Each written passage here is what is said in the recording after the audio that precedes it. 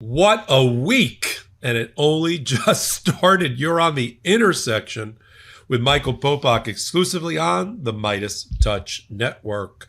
All right, let's dive in. I don't even need an intro. I just want to get to it. Let's start with the stupid. And we'll probably, because we talk a lot about the Trump administration, end back with the stupid before this whole thing is over. And I just have to call it out for what it is. So Pam Bondi, and when she issued her new proclamation taking over the D.C. Police Department without taking over the police department in D.C., she issued a proclamation that started with a whole bunch of gibberish, a whole bunch of lies about the crime rate in D.C. And she had this one line in there about, despite the fact that certain people in the D.C. Police Department are fudging the numbers, this is my paraphrase, and are cooking the books when it comes to the statistics of violent crime, we can see it with our own eyes. And I was like, what is she even talking about? Violent crime is down 25% in D.C. and has been for quite some time, at least in 2024. But now, as I go on the air, she announces yet another investigation. They're opening an investigation to determine if anybody's been fudging the numbers in D.C. Look, you lost. How do I put this succinctly? You lost in court. Okay. Brian Schwalber, who is the only attorney general I respect in D.C., who's the D.C. attorney general, kicked your butt in court. Judge Reyes looked the Department of Justice in the eye after a hearing last Friday and said, I am going to enter an injunction. You can't take over the D.C. Police Department because you feel like it under the Home Rule Act. Now go in the hallway and negotiate a settlement. I mean, that's what Judge Reyes did. And they came back with, we've got a settlement. Bondi's going to retract her executive order, her Bondi order about the takeover of the police department. And she's going to go through the mayor and the police chief like she has to. But she had to put in that political screed at the top of the order. And now to back it up, she says we're opening an investigation into whether the crime rate the crime rate numbers have been manipulated by people in power in D.C. I got bad news for you. Look over your shoulder. There's a guy named Ed Martin sitting there. You appointed him to be the head of your weaponization committee. And when he was still the acting interim U.S. attorney for D.C. before Jeanine Pirro got the job because he couldn't get confirmed, he issued his own press release and memo in April, in which he said, wait for it, crime rate is down 25% in D.C., and he credited Donald Trump. So did Ed Martin manipulate the numbers? It's the same numbers. When you're using the Ed Martin Department of Justice approved statistics, you shouldn't be opening up an investigation around it, right? But speaking of Ed Martin, as long as we're on the Ed Martin topic, there's a reason that I call sometimes now the Department of Justice the headline grabbing department, because they have no intention nor ability to obtain any convictions or indictments for the things that they mention that are political in nature, like let's open up an investigation about Barack Obama. Let's open an investigation about Adam Schiff, the senator from California. Let's do it for Letitia James, the New York Attorney General. And then you don't hear anything else. Why? Because they know that they'll never be able to get indictments for these people because they didn't commit crimes. And if they did, their indictments would be dismissed at the outset under a little principle we call vindictive prosecution, which is exactly what it sounds like. You're not allowed to go after people vindictively if you don't really truly believe they committed any crimes. You can't start rummaging around in their lives and in their trash cans, their garbage cans, their bedroom, their drawers, just because they're a political enemy. We have a doctrine that prevents that in our system of due process and civil liberties. It's called vindictive prosecution. And Ed Martin, I just did a hot take on this on Midas Touch. Ed Martin goes on Maria Bartiromo, propagandist in chief for the Trump administration, and says out loud that he's conducting vindictive prosecution and investigations. I mean, no other way to interpret what Ed Martin just said out loud. He said, "Well, we're going to look at Letitia James. We're going to look at Adam Schiff, and not just at what they're being accused of by the referral. Where'd the referral come from? The Nepo baby, Bill Pulte, Anybody live in a Pulte home? I don't. Anybody live in a Pulte home that came from his parents, his grandparents? He's now Donald Trump's, attack dog in Fannie Mae and Freddie Mac, And so he files this phony allegations of mortgage fraud against Schiff and Letitia James. And that's part of the conspiracy. Then it goes to Pam Bondi, who then sends it over to Ed Martin and sends it over to John Sarcone, Northern District of New York, acting interim MAGA prosecutor. And Ed Martin goes, well, I got the referral right here, but we're not going to stop there. Oh, no, Ed? You're not going to stop at the referral about the mortgage fraud issue? No, told Maria Bartiromo. He said, when somebody commits crimes that are unethical, they're committing crimes that are unethical about a lot of different things. We're going to do a full review of their life. No, that's not how our criminal justice system works, Ed. I know you were a MAGA defense lawyer for a long time. You were never a prosecutor, but that's not how that works. He admitted out loud, and that will be Exhibit A in the motion to dismiss the indictment for vindictive prosecution. Well, we got him now. We're going to do a full-blown proctologist-style examination of everything in their life. No, you're not. No, you're not. And federal judges are going to have to monitor it. Now, normally, federal judges stay out of it until there's an indictment. But when statements like that, you might have the opportunity for somebody to step forward. Lord knows Eileen Cannon in Florida stepped in the middle and tried to interfere with criminal investigations being conducted by Jack Smith before there was an indictment. What's good for the goose is good for the gander, Ed. Thanks for talking out loud. It's always a gift with this administration.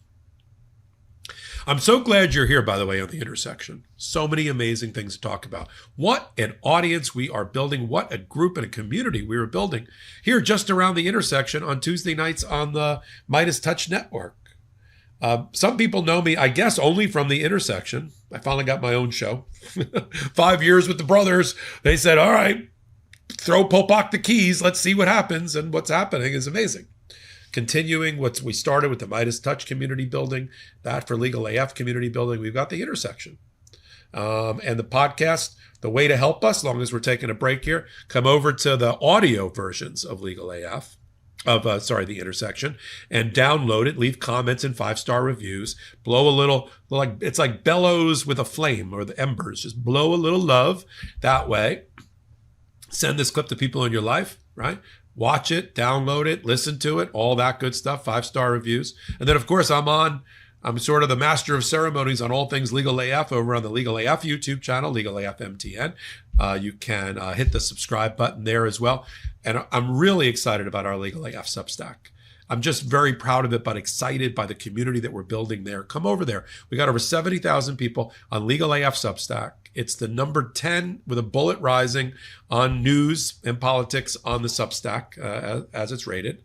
And I'm doing lives there every day, twice a day, one in the morning, one in the afternoon, sometimes with guests, sometimes just me. But I instantly can bring that community together and talk to them and brief them and debrief them on things that are at the intersection of law and politics. So come meet me there on Legal AF Substack. And while you're there, take a moment, hit the paid membership. We're looking for some more paid membership to really get some more juice flowing in this ecosystem around Legal AF and support us. And that's the way to do it.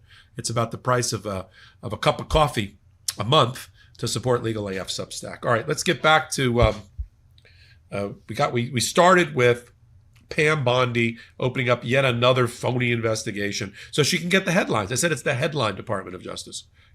Department of Justice opens probe against Schiff and Letitia James. Yeah, okay. Where's that going to go? We'll follow it, though. We'll follow it close. We follow all these stories closely. I'll give you another example.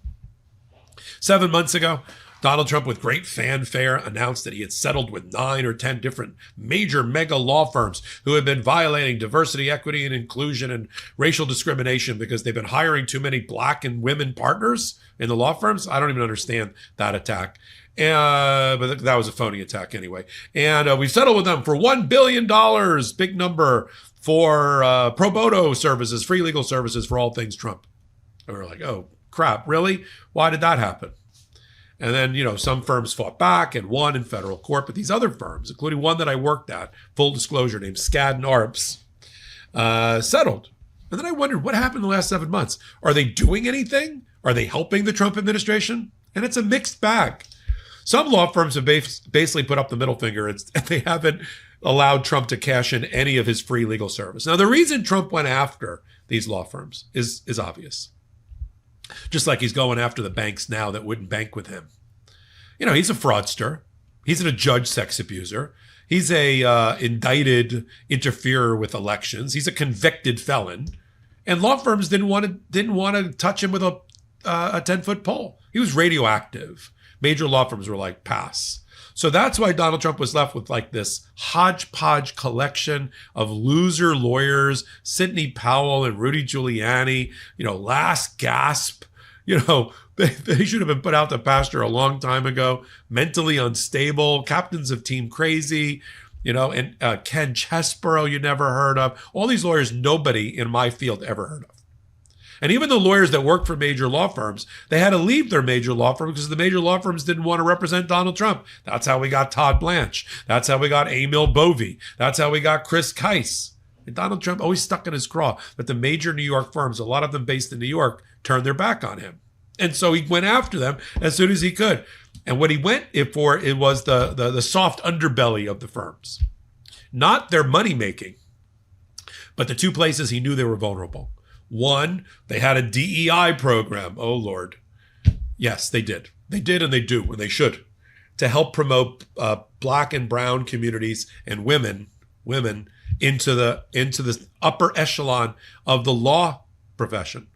I'm ashamed to say that big law of which I was a part did a terrible and horrendous job, even with DEI programs, in promoting women, period, and people of color into the partnership, not just associates, but the way law firms are structured, right? You've got associates, you've got mid-level associates, you've got senior associates, you've got of counsel or special counsel, then you've got partner, and then you've got equity partner and management committee. And women and people of color just got stuck at the special counsel, maybe partner, but not equity partner, meaning no power, no ownership status. And that's with the programs functioning. The number of Black partners at major American Lawyer 20 law firms, you can count on, I think, 2 hands. Women, maybe 4 hands. It's not enough. We're talking about tens of thousands of lawyers at these top firms and coming out of these top law schools. And they're in the law schools. I went to law school 35 years ago. I had with me amazing, talented, brighter than me, women and Black and brown colleagues, minority colleagues in my class at a top 10 law school that were my equal or greater. So the talent is there. And they did the federal clerkships, and they went and summered in law firms like I did, and they had and then what happened? And then nothing. That's because of the problem within major law firms.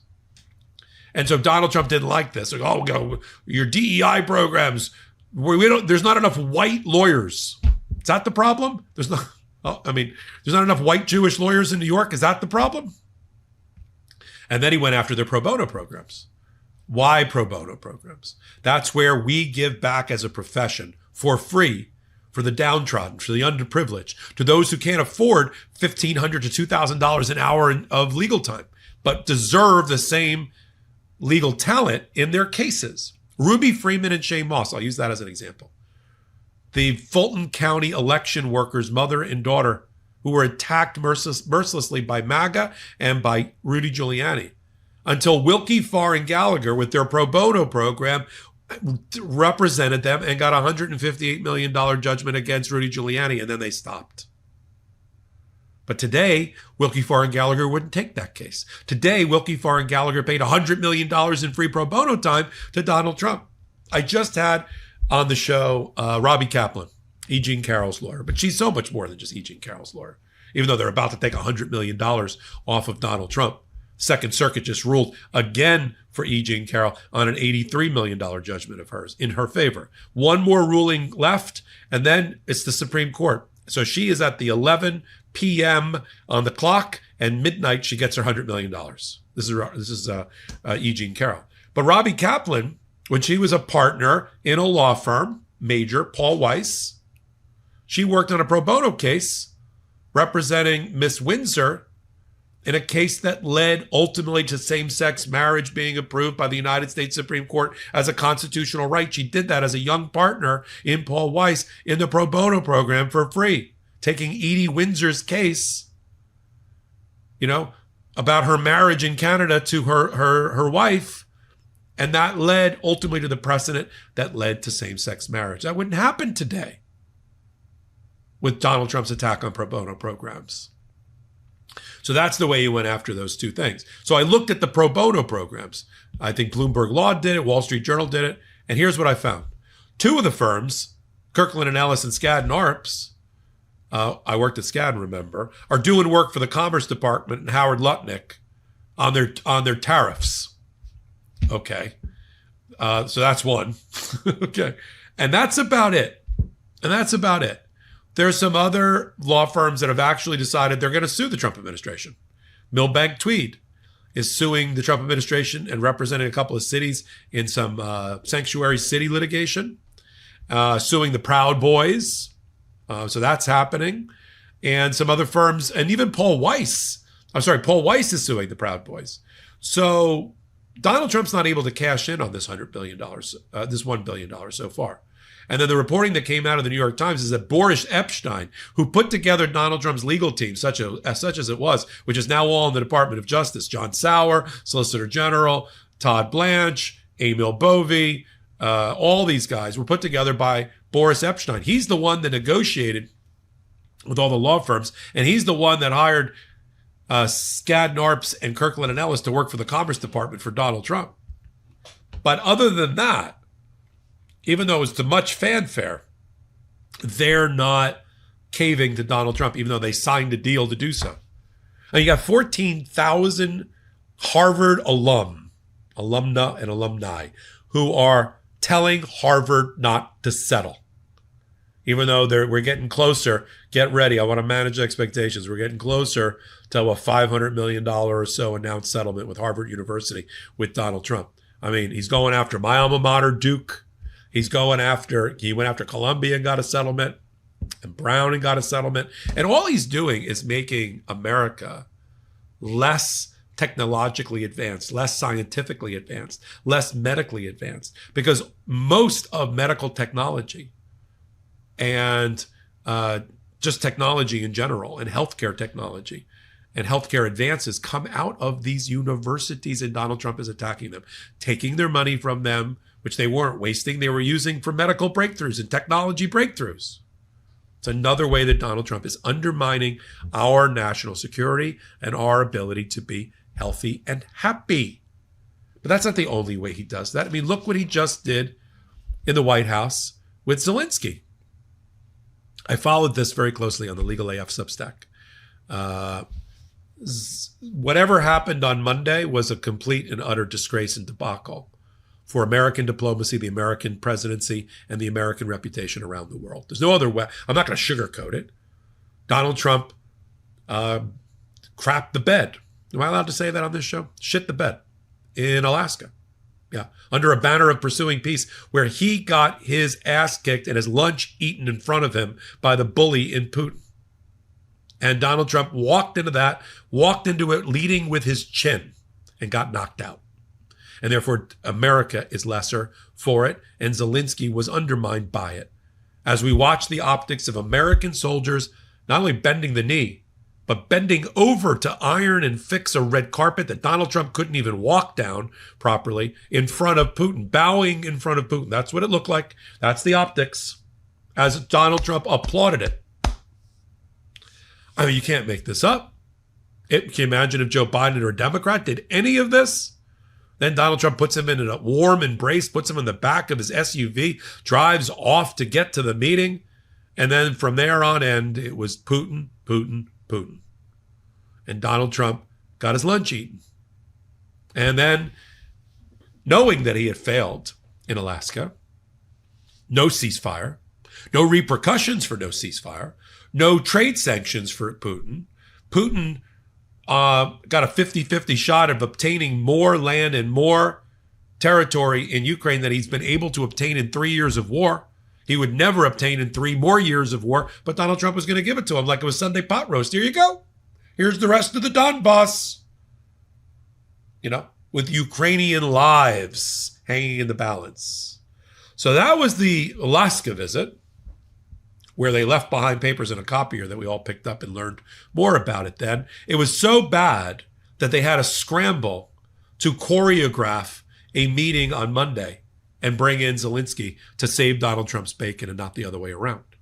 And so the European Union and Zelensky, smarter than Donald Trump, said, we're canceling our summer vacation. We're going to get to the White House in less than a day all together because we have to ensure that Zelensky comes out stronger going into the White House than he did last time.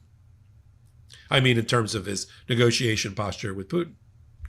And so you had 7 major EU leaders along with NATO flying at the last minute to go to Washington. When have you ever in history seen that? Diplomatic visits take months, if not a year, to plan. They did this in hours because of that's how bad Alaska was. That's how bad Alaska was. In World War II, the United States helped out and bailed out Europe under attack by the Axis powers led by Hitler.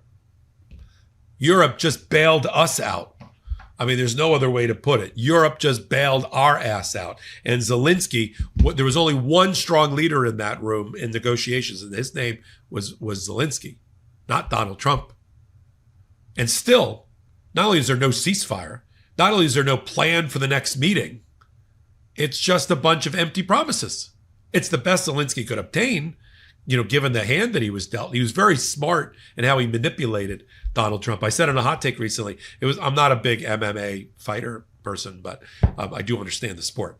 And it's like Zelensky got Donald Trump within the first 2 minutes into a submission hold, and that was it. And Donald Trump had to submit.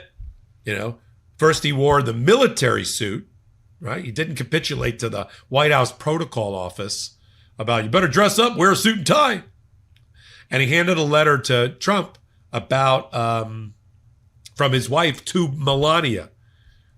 Like, that was genius. Just genius. And then what happens during it? The other participant that the mainstream media hasn't reported on that was actually in the room was Putin. Yes, Putin was at the meeting too. He was inside of Donald Trump's head, renting space. And he actually made a phone call. Donald Trump took a phone call, made a phone call to Putin during the meeting.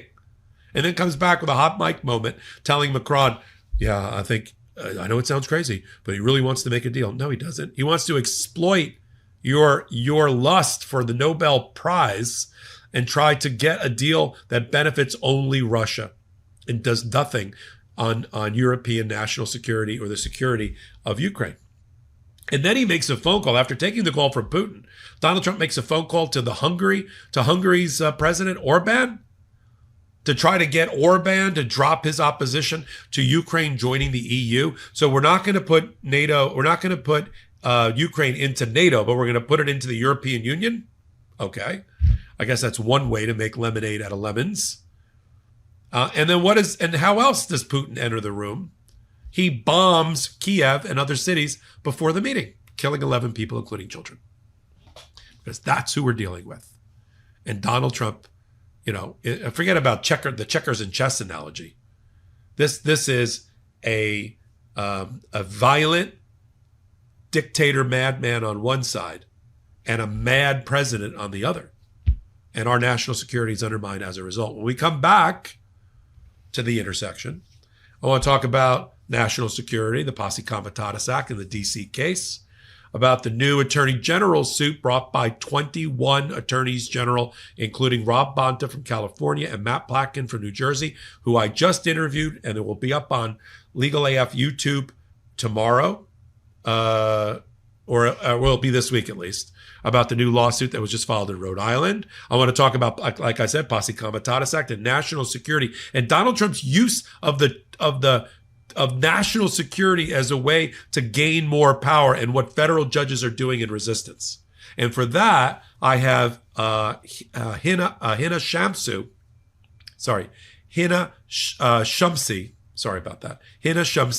who is the director of the National Security Project for the American Civil Liberties Union. She joined me for an interview to talk about these very things. It will be up on Legal AF Substack tomorrow for sure. And then the Department of Justice and its corruption is burst out into the open again with new allegations from the number 2 in the Department of Justice's Antitrust Division about corruption led by Pam Bondi and her number 3, Stan Woodward, related to pay-to-play in the mergers and acquisitions world. We're going to talk about all that and some new developments in the Epstein Files case when we come back from the Intersection. So, how do you support the Intersection? It's a podcast. So you're watching. That's great. We get 200,000 or 300,000 people watching. We get, and I'll be answering some questions as well. We get audio downloads, and you want to rate us there, 5-star rating on Apple and Spotify and all of that. But as a YouTube podcast, YouTube ranks the top 100. We've been in the top 100 before, but with more views and more stuff going on there at the Intersection, we can continue to ratchet up on those ratings. And it's important. And people say, well, it's not ego, it's algorithm. It keeps us on the air. We don't have outside investors. We don't have a corporate parent. This is it. And the other way to support my work is on the Legal AF Substack. Come over to Legal AF Substack. I'm doing live reports there every day, new editorials, new writings. And if you join as a paid member, there's a whole host of other features that are exclusive to you. Legal AF paid membership, I think it's $8 a month, and that really helps keep the lights on. And now, a word from our sponsors. Right now, the headlines are chock full of data breaches and regulatory rollbacks, making us all vulnerable. But you can do something about it. Delete Me is here to make it easy, quick, and safe to remove your personal data online. As someone with an active online presence, privacy is really important to me. I keep hearing about data breaches in the news. I just had one happen to me. In a recent Coinbase breach, a hacker got names, addresses, even parts of Social Security and bank account numbers. And guess what? Data brokers scoop that up and sell it. Thankfully, Delete Me helps remove that data from hundreds of those sites, keeping it out of the wrong hands. Delete Me does the hard work of wiping your personal info from data broker websites. You tell them what to delete, and their privacy experts get to work, sending you regular personalized reports. You always know it's been removed. Take control of your data and keep your private life private by signing up for Delete Me.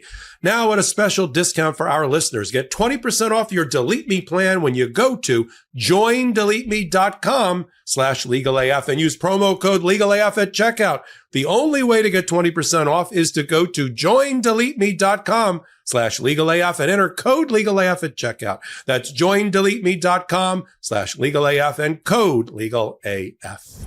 Welcome back to The Intersection with Michael Popok, exclusively on the Midas Touch Network. Thank you for being here. Thank you for supporting our pro-democracy sponsors. And thank you for supporting Legal AF Substack and joining as a paid member. Really do appreciate that. Let's get down to business to round out The Intersection for this week. Let me start with a new lawsuit that was just filed by the Attorney Generals. The Gang of 21 is back, led by New Jersey and California, Rhode Island, and other states. They just filed a new lawsuit. I have it right here. It's up on Legal AF Substack as well, against the Trump administration trying to victimize the victims of crime again. There is the Victims of Crime Act, which was passed in a bipartisan way in 1982 by, as one of our attorney generals just joked to me, by that avowed liberal Ronald Reagan. I don't really get why we have 40 years of no problem at making sure that victims of crime are given the medical treatment, the economic remediation, the support, the mental counseling, the burial expenses paid for. You know, we live in a country where that should be a given, that we protect the victims and help them. And so there's billions of dollars that have been allocated by Congress until Donald Trump got in office and decided that anything that's administered by the Department of Justice and his crash test dummy of Attorney General Pam Bondi, the sock puppet that she is, anything there is going to be held back unless the blue states agree to drop their sanctuary city policies, sanctuary state policies on immigration and comply with his depraved and deranged and inhumane immigration policy. Well, nowhere in the 40 years or almost 50 years of this program is there any conditions that are allowed to be placed on it by the executive branch. This is funding under the spending power of Congress. This is an Article I power. And the only reason that Donald Trump gets away with it for the short term is that we got to file the lawsuit. Then we got to get a federal judge to agree. Then we got to get an appellate judge to agree. Then maybe the Supreme Court has to get involved. In the meantime, he's defunded, and victimized the victims. Of course, he's victimizing the victims. Many of the people that are in the victim program that are being compensated and helped are women. We have an abuser in chief. We have a person who's in the Oval Office who is adjudged to be a sex abuser. Technically, as one judge put it, technically a rapist. We had dozens of women who have come forward and said they were sexually assaulted and abused by Donald Trump. Many of them under oath in a court of law. He's a felon. He has a string of victims left behind him in the 34-count felony conviction in New York. Right? All of that. So of course his administration is using the Department of Justice as a weapon to abuse the blue states. That's his. Has anybody noticed that's his goal? His goal is to make blue states look bad, although it's having a boomerang effect. It's making him look weaker. He's the incredible shrinking president. I call him the what was the thing on Game of Thrones? The Mad King. He's the mad president, and he's going to burn it all down before it's over if we let him. That's why he's so upset, and we're so delighted by Democratic leaders, especially the governors and the attorneys general that I'm talking about here, who are fighting back against Donald Trump fire with fire. We don't have time to fight fire with water. We can't put out the flames. News cycle doesn't allow us. We got to fight fire with fire. That's why I love that Governor Newsom's office is mimicking Donald Trump and driving him crazy. You know, you had Dana Perino come out and say, "Oh, you look so unpresidential. Why are you writing in all caps?" Really? They're just doing a satire of Donald Trump. Here's the latest one that just went up, which I love. Went up this morning in California. Dana Ding Dong Perino, that's all in caps, never heard of her until today, is melting down because of me, Gavin C. Newsom. You see where we're going with this? Fox hates that I'm America's most favorite governor. Ratings king. Saving America. Well, Trump can't even conquer the big stairs on Air Force One anymore. And, oh, you're so unpresidential. What about the guy in the Oval Office? We're just lampooning something that's very difficult to lampoon. This is why Veep on HBO went out of business, because they couldn't parody the Trump administration anymore. They couldn't parody what was really going on in that first term of his. They were like, yeah, we're done. That's the problem. And so 23 Democratic attorneys general get together on a regular basis and file lawsuits where they have to, when they need to, against the Trump administration. So this new one about the Violent Victims of Crime Act and the billions of dollars being withheld has been filed in Rhode Island. Chief Judge of Rhode Island, McConnell, who was appointed by Obama, has been randomly assigned. And they're seeking to have, under separation of powers violation, under abuse of the arbitrary and capricious abuse of the Administrative Procedures Act, they're trying to get the judge to declare and to vacate this order of Pam Bondi, which is embargoing funds until the blue states capitulate. It's just victimizing the victims. And the attorney generals are winning over 90% of the time when they file these lawsuits. That's why it's important. I just saw a stat that out of the couple of hundred of executive orders that Donald Trump has entered, only 27% are actually operative because they've been blocked, because they've been overturned. 27%, it's pretty good. Attorney generals are running at 90% in their 50 cases. Yeah. Democracy Forward, which has got a great playlist on Legal AF with us. Democracy Forward has over 80 cases filed against the Trump administration. The American Civil Liberties Union, which we're working on bringing on Legal AF on a regular basis, they've got probably double that against the Trump administration. In fact, besides interviewing AG Bondi and AG Platkin, California, New Jersey, respectively, concerning this new filing in Rhode Island, I also interviewed the director of the National Security Project for the American Civil Liberties Union, Hina Shumsey. And Hina Shumsey is fascinating, and we're so We're so blessed and honored to have her on our side fighting against Donald Trump as a first responder running into the burning building of democracy to save it. Yeah. She's focused on domestic national security. She used to be focused on foreign national security. But now she has to focus on a president who's going after the civil liberties of Americans on a daily basis. So she's drilled down on the whole use of the U.S. military on domestic soil.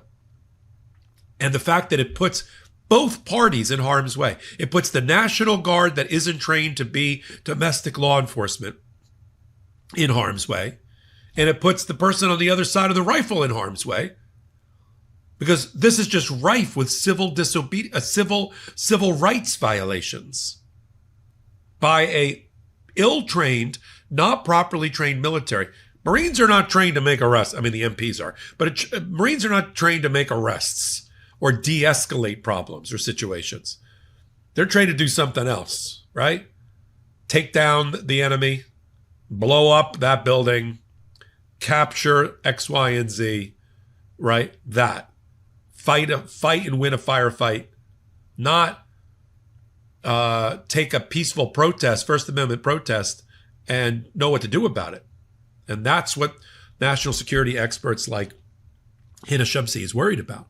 And she briefs our audience on it. So catch that interview on Legal AF YouTube channel that's coming up actually tomorrow. And we also talk about, of course, the Posse Comitatus Act and the DC case. And fundamentally, that Trump is using not just emergency powers, not just war powers, but he's using national security as an excuse for every one of his illegal, unconstitutional actions to try to give him more power. That's what they're doing. They search every day on how to give Donald Trump more power, how to forget about go beyond the envelope. There's no envelope. You know, we're outside the envelope. So his marching orders to his team is find me more power. Find me more power. I feel like it's like James Kirk on the Enterprise, talking to Scotty. I need more power. That's what he's trying to do. And so they look up in every strange, contorted, tortured interpretation of a statute, of a law, of the Constitution. And they latched on to, if we make everything an emergency, if we make everything a predatory incursion, if we make everything a war, if we make everything a national security crisis and foreign policy crisis, we'll shove back federal judges who will have to rush back in order to give oversight and to check the out-of-control Donald Trump. He's hoping, and he's trying to force the issue every time he's in court. Every time he's in court, he tells judges, you don't have any power to make a ruling in this area because national security, foreign policy, core constitutional functions of the president. There's no judicial oversight at all. If I say it's a rebellion, it's a rebellion. If I say it's a riot, it's a riot. If I say it's an enemy incursion, it's an enemy incursion. If I say we're at war with a country we're not at war with, we're at war with a country we're not at war with. And you can't do anything about it. And federal judges are like, what are you even talking about? We understand deference, as a doctrine, but you want us to do factual deference. Your version of the facts we're going to adopt without challenge. And that federal judges, by and large, are not doing.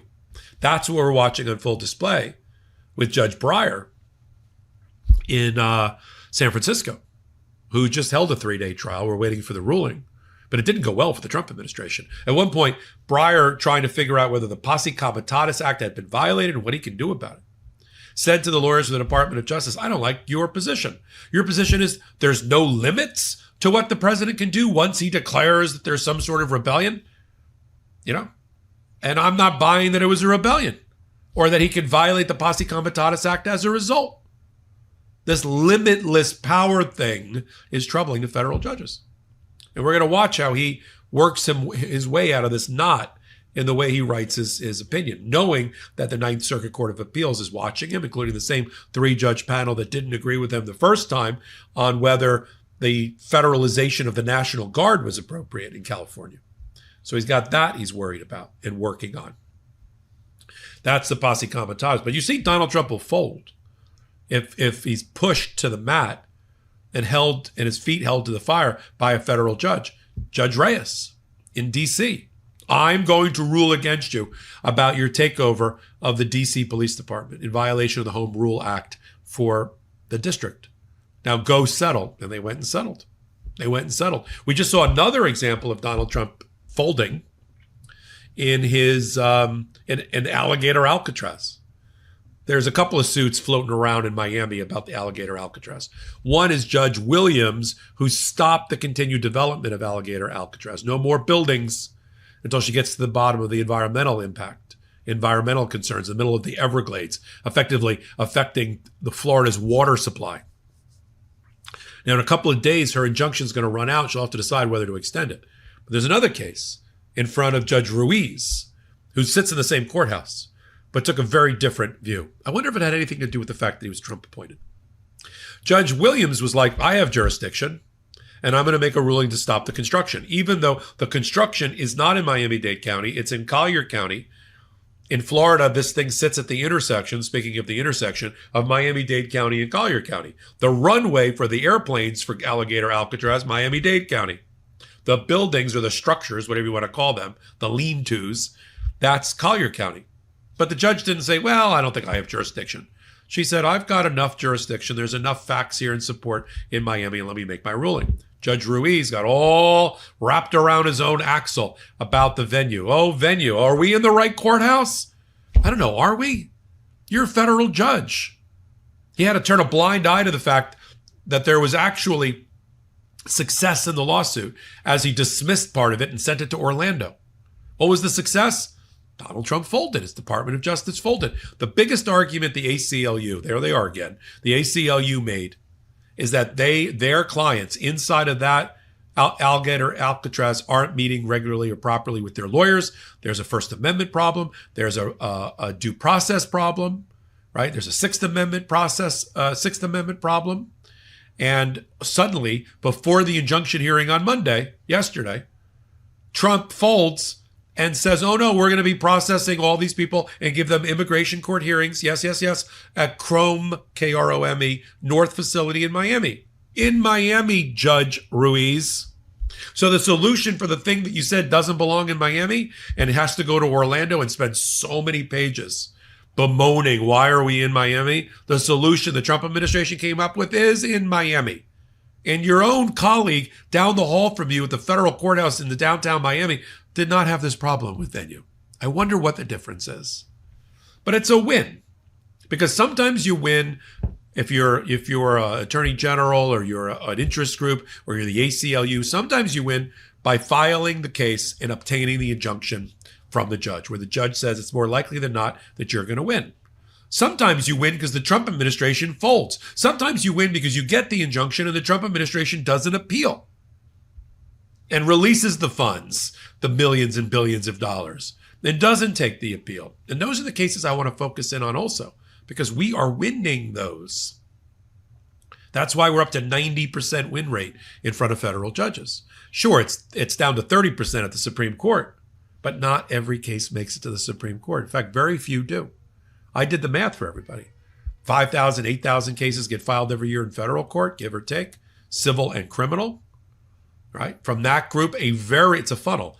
Very small amount, I think it's 10 or 12%, end up on an appeal to the next level of appeal.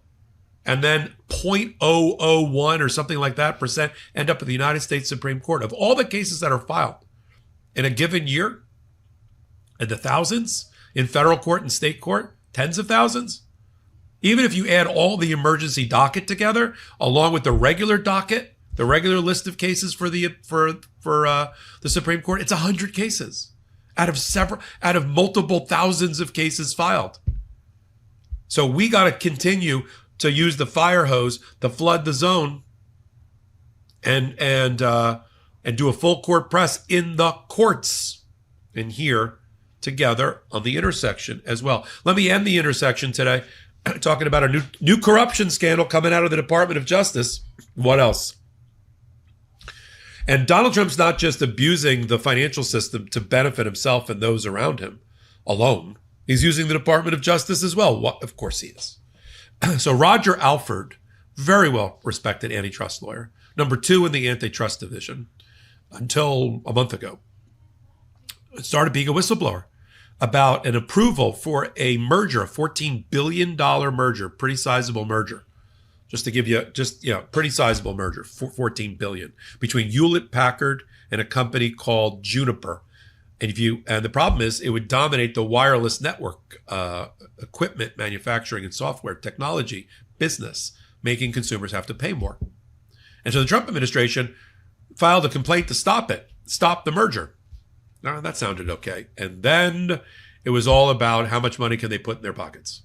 So the allegation by Roger Alford, who did it live at a conference and in written notes, is that the merger is a scandal. It was only approved after MAGA lobbyists close to Donald Trump and others, lobbied for changes to allow for the merger. And that's exactly what's not supposed to happen. And that's Stan Woodward, the nominee for the number 3 position in the Department of Justice, who's MAGA to the core, who represented Jan 6th insurrectionists, who represented one of the co-defendants with Donald Trump in Mar-a-Lago, who was so respected among the Heritage Foundation that he got the number 3 job, that he opened the door. It was like a Trojan horse. He opened the door and let all the MAGA lobbyists in. So with the Trump administration, you always have to follow the money. You always have to follow the money. Who's going to be benefited by the approval? So now that the merger has been approved, subject to a federal judge taking a look at it, now that Alford has made his whistleblower allegations of corruption led by Chad Mizell, chief of staff by Pam Bondi, and Stan Woodward, in benefiting all of the people around Donald Trump. That's the follow the money. Who's going to make money off of HP? Who in the Trump family and MAGA and Congress people and those around him who hold stakes in HP? I'll be frank, I don't hold stakes in Juniper. I don't hold equity stakes in HP, but I'm sure people around Donald Trump are and will and have and will benefit from this. Let's do the math.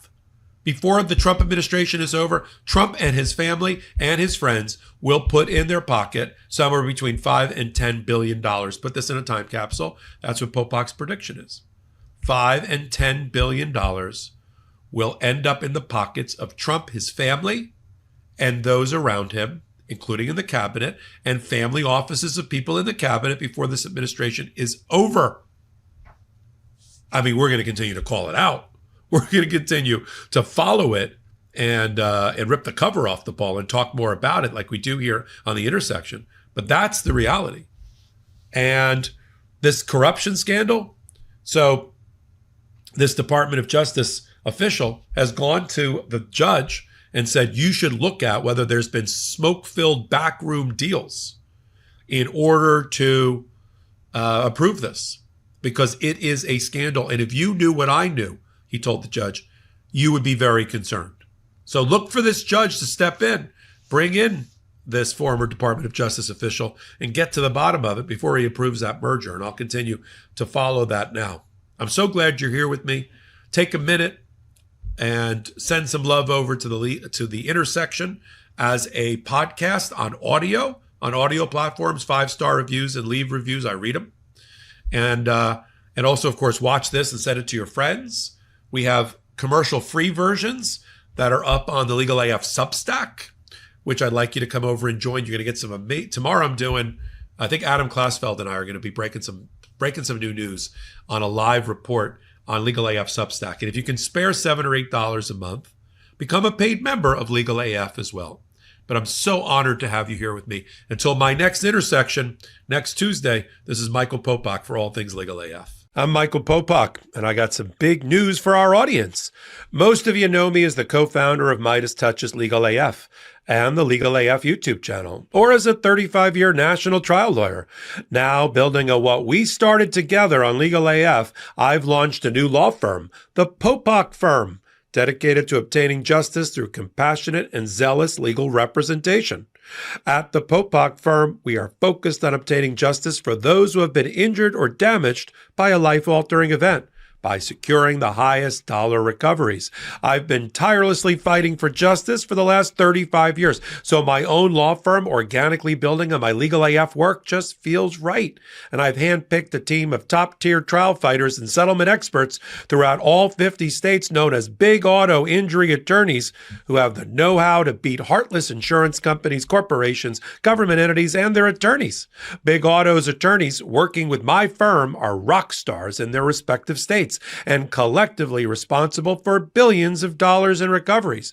So if you or a loved one have been on the wrong side of a catastrophic auto, motor vehicle, rideshare, or truck accident, suffered a personal injury, or been the victim of medical malpractice, employment harassment or discrimination, or suffered a violation of your civil and constitutional rights, then contact the Popok Firm today at 1-877-POPOK-AF or by visiting my website at www.thepopokfirm.com and fill out a free case evaluation form. And if we determine that you have a case and you sign with us, we don't get paid unless you do. The Popok Firm, fighting for your justice every